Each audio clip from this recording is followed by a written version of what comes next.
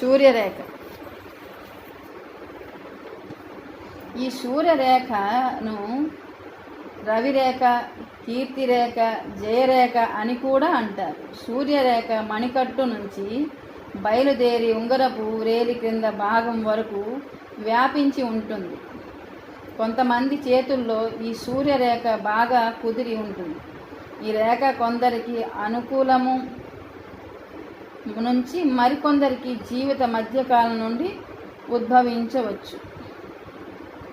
పైన చెప్పిన విధంగా బాగా కుదిరి ఉన్న సూర్యరేఖ గలవారు చాలా అదృష్టవంతులుగాను, కీర్తివంతులుగాను, బుద్ధివంతులుగాను, జీవితంలో ఏ రంగంలోనైనా విజయాన్ని సాధించే వారుగా రాణిస్తారు.